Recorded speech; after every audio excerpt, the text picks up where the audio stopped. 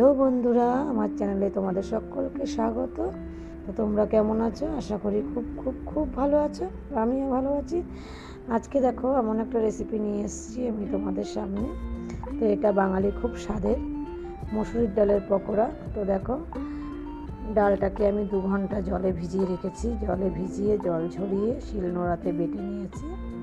এবারে এর মধ্যে কুচনো কাঁচা লঙ্কা আর কুচনো পেঁয়াজ দিয়ে দিলাম, আদা কুচনো।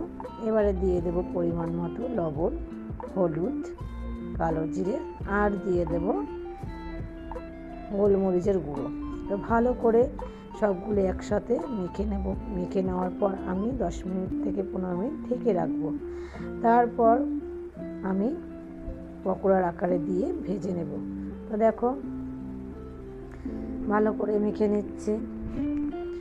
তো দেখো আমার মাখা হয়ে গেছে। এবার আমি 10 মিনিট এই মাখাটাকে ঢেকে রেখে দেব।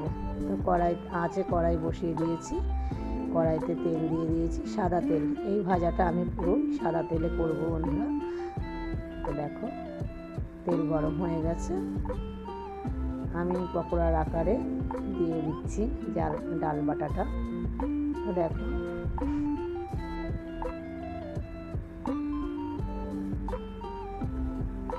এইভাবে আমি কড়াইতে সবগুলো দিয়ে দিলাম। দিয়ে এক পিঠ হয়ে গেছে ভালো করে মোটামুটিভাবে ভাজা। তারপর আরেক পিঠ ভাজা করে নেব। বেশ লাল লাল করেই ভাজবো, তাহলে বন্ধুরা খেতে ভালো লাগবে।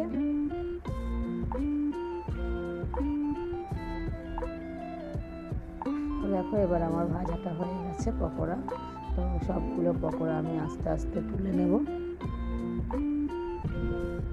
তো প্লেটে রেখে দিলাম। দেখো বন্ধুরা, এইভাবে তোমরা একবার ট্রাই করে দেখো বন্ধুরা। ভালো লাগলে অবশ্যই লাইক, কমেন্ট, শেয়ার করো বন্ধুরা।